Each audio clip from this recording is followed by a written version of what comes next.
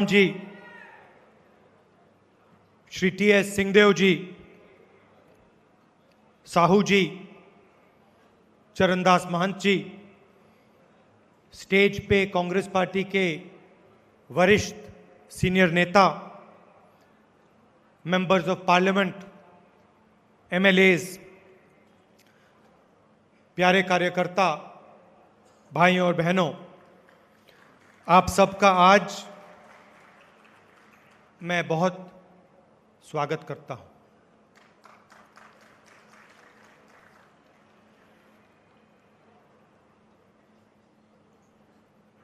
कल मैंने लोकसभा में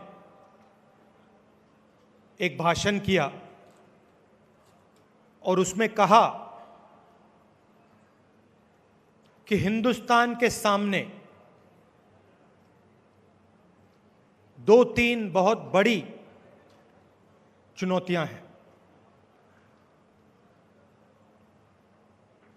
बीजेपी और उनकी विचारधारा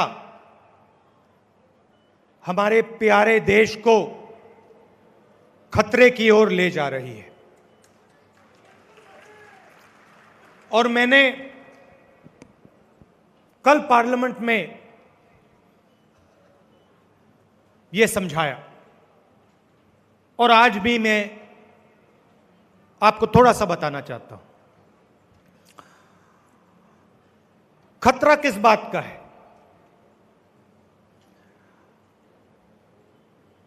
सबसे पहला खतरा, भयंकर खतरा, बीजेपी आज एक देश को दो देशों में बांट रहा है। दो नए देश बनाए जा रहे हैं। एक देश चुने हुए अरबपतियों का, उस देश में हवाई जहाज,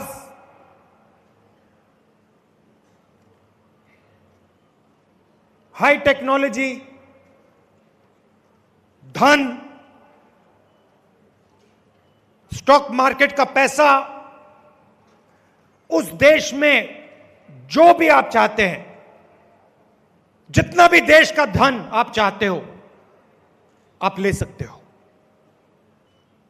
और दूसरा देश हमारे प्यारे देशवासियों का, करोड़ों लोगों का देश, एक अमीर देश, 100, 200, 500 लोगों का, और एक गरीब देश, हिंदुस्तान के करोड़ों लोगों का। ये सोचते हैं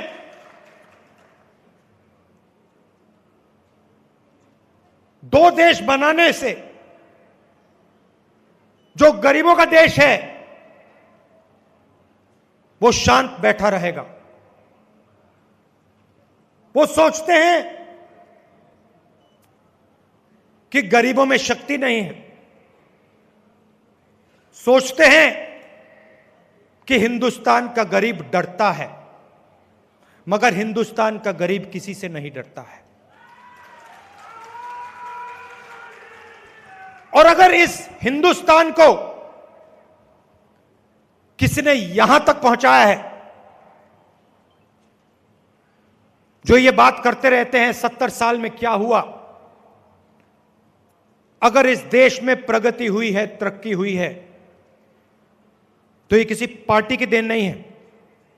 ये हिंदुस्तान के किसान, हिंदुस्तान के मजदूर, हिंदुस्तान के गरीब लोगों की देन है।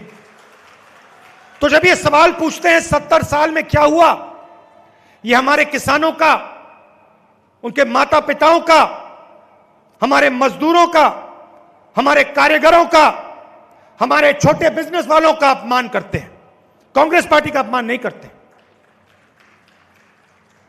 बहुत कुछ हुआ, बहुत बदलाव आया। किसने किया? हिंदुस्तान की गरीब जनता ने अपना खून पसीना देकर बदलाव किया। और आज ये चाहते हैं कि जिन लोगों ने इस देश को बनाया, जिन करोड़ों लोगों ने इस देश को बनाया, उनको परे कर दिया जाए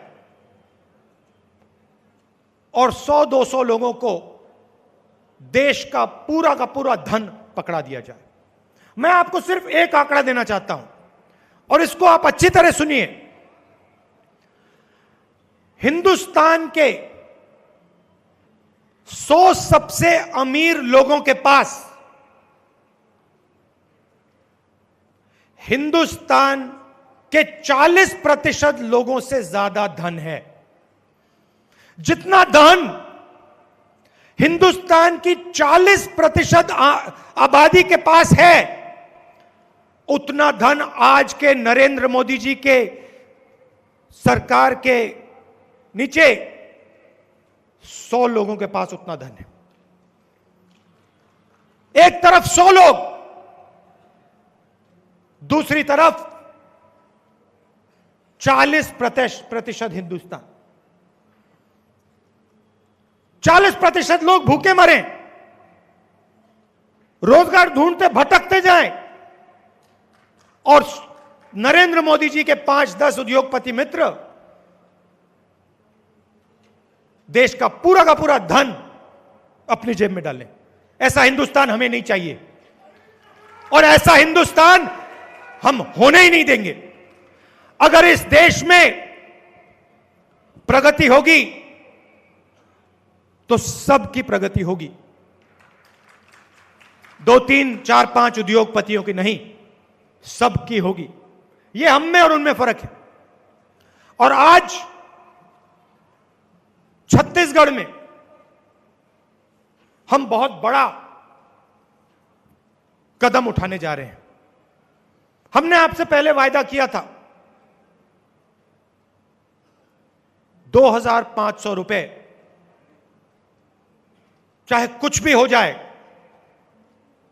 छत्तीसगढ़ के किसान को मिलेगा और हमने करके दिखाया है। और चुनाव के समय हमने नेताओं से बात की थी और उस समय हमने कहा था कि किसान के साथ हमारे प्यारे मजदूर भी काम करते हैं और अगर हम किसानों की मदद करते हैं तो फिर हमें छत्तीसगढ़ के गरीब मजदूरों की भी मदद करनी पड़ेगी। और यह पहला कदम है। यह मत सोचिए, छत्तीसगढ़ के गरीब लोगों को यह नहीं सोचना चाहिए कि बात यहीं अटक जाएगी। बात यहां नहीं अटकेगी। यह पहला कदम है। आपका धन है, यह धन हम आपको वापस दे रहे हैं। चीफ मिनिस्टर ने कहा 6,000 रुपए साल के 3 किश्तों में। बघेल जी थोड़ा बढ़ा दीजिए, थोड़ा सा बढ़ा दीजिए। हाँ, मतलब मेरा काम बात को थोड़ा और आगे बढ़ाने का है। देखिए, अच्छा लगता है जब सुनने को मिलता है कि छत्तीसगढ़ में हमने किसान की मदद की और एकदम पूरे प्रदेश को फायदा हुआ। वो पैसा जो 2,500 रुपए, वो जाया नहीं हुआ।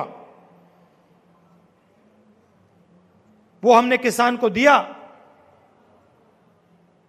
और किसान ने, जो रोज किसान जादू करता है अपने खून पसीने के साथ, किसान ने जादू किया और छत्तीसगढ़ का जो धान का प्रोडक्शन था एकदम से बढ़ गया। पूरे प्रदेश को फायदा हुआ। हमने 2-3 लोगों को नहीं दिया, हमने 2-3 उद्योगपतियों को लाखों करोड़ रुपए नहीं दिया। हमने छत्तीसगढ़ के हर किसान को उसकी मेहनत का सही दाम दिया, और वही काम हम आज छत्तीसगढ़ के मजदूरों के लिए कर रहे हैं। इस प्रोग्राम से 3,55,000 हमारे मजदूर भाइयों बहनों को सीधा फायदा मिलेगा।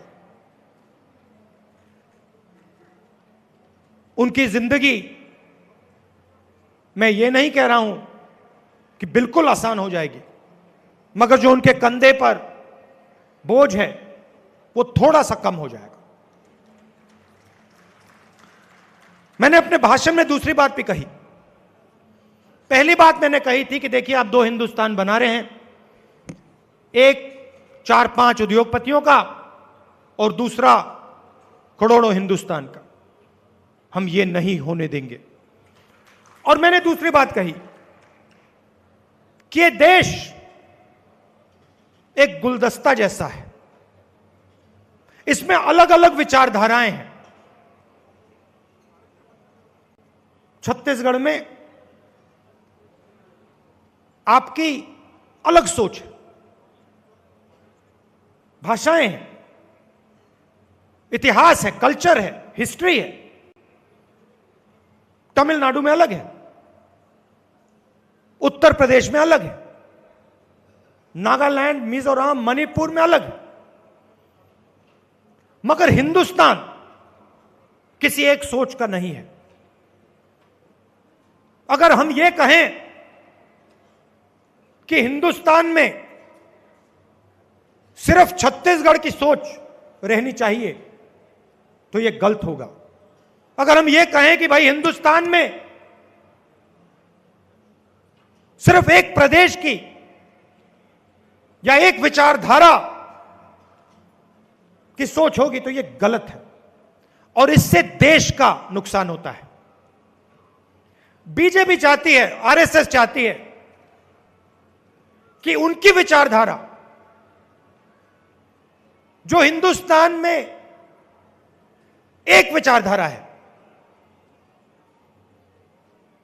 हजारों और विचारधाराएं हैं, उनकी एक विचारधारा है। वो चाहते हैं कि एक विचारधारा इस देश के सब प्रदेशों पर, सब भाषाओं पर, सब इतिहास पर, सब हिस्ट्री पे एक विचारधारा का राज हो। और मैंने कल पार्लियामेंट में कहा, यह कभी नहीं हो सकता है।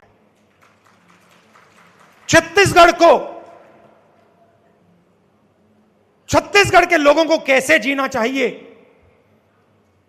छत्तीसगढ़ के आदिवासियों का जंगल के साथ क्या रिश्ता होना चाहिए, छत्तीसगढ़ के किसानों का अपने खेत से क्या रिश्ता होना चाहिए, वो महाराष्ट्र के लोग, उत्तर प्रदेश के लोग नहीं बता सकते, उनको मालूम ही नहीं। और जैसे महाराष्ट्र के लोग आपको नहीं बता सकते, वैसे ही आप विदर्भ में जाके महाराष्ट्र के किसान को नहीं बता सकते कि भैया आपको इस प्रकार से जीना चाहिए। वो उसका हक है, ये आपका हक है। और ये जो गुलदस्ता है, यही हमारा देश है। ये जो अलग अलग सोच है, अलग अलग विचारधाराएं हैं, प्यार की, भाईचारे की जो भावना है, इसी को हम हिंदुस्तान कहते हैं।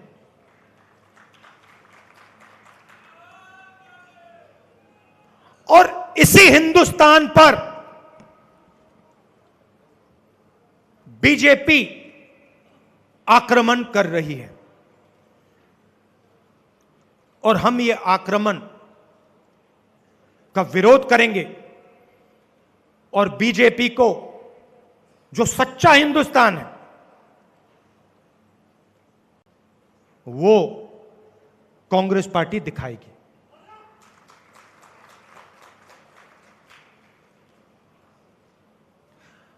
हिंदुस्तान के अंदर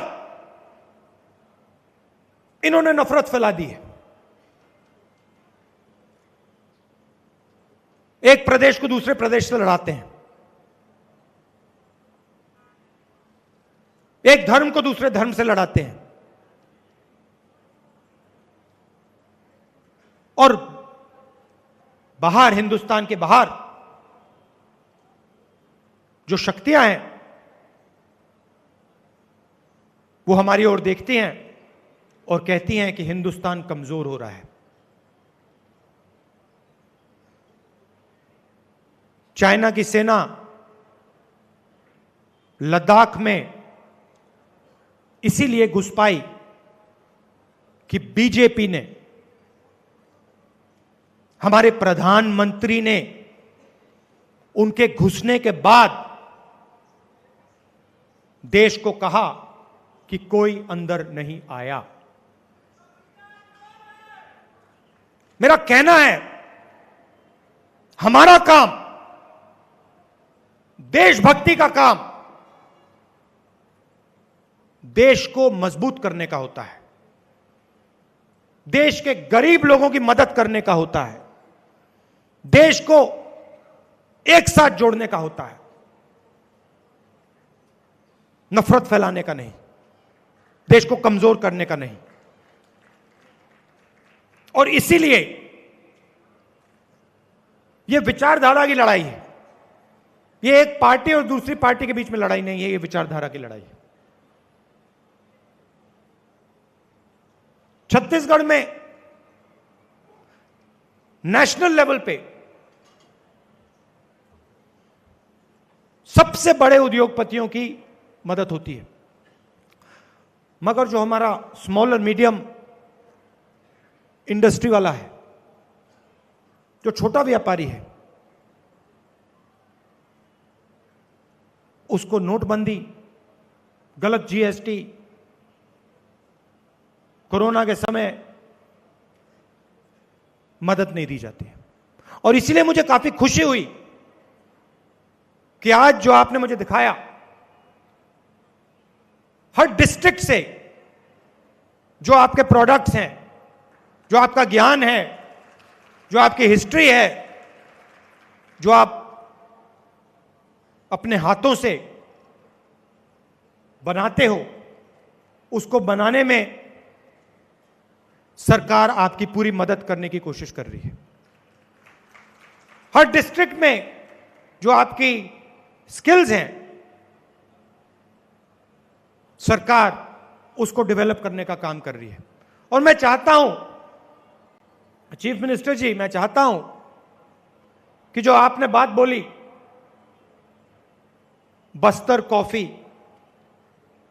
अलग अलग चीजें जो आज मुझे देखने को मिली, चखने को मिली, ये सिर्फ आप छत्तीसगढ़ के लोगों को मत चखाइए, ये सिर्फ आप हिंदुस्तान के लोगों को मत चखाइए, ये आप पूरी दुनिया को छत्तीसगढ़ का जो जादू है, ये आप पूरी दुनिया को दिखाइए, पूरी दुनिया को चखाइए।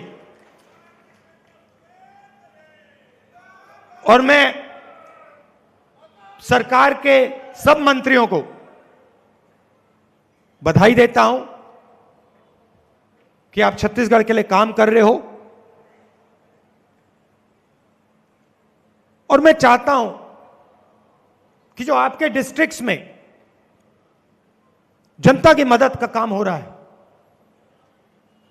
उसमें आप जाके जनता के बीच में जाके गहराई से शामिल हो।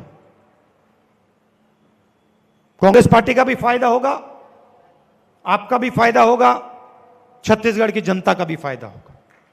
आपने आज मुझे यहां बुलाया, मेरी बात इतने प्यार से आपने सुनी, इसके लिए मैं आपको दिल से धन्यवाद करता हूं। नमस्कार, जय हिंद। हार्दिक धन्यवाद आपका श्री राहुल गांधी जी। आपने अपने प्रेरक संबोधन में वर्तमान भारत के जिन ज्वलंत मुद्दों की बात की है, उसे सही दिशा में लाने की ओर और छत्तीसगढ़ को विकास की नई राह, नई दिशा की ओर आगे बढ़ाने में छत्तीसगढ़ का जन जन कृत संकल्पित हुआ है। और इसी के साथ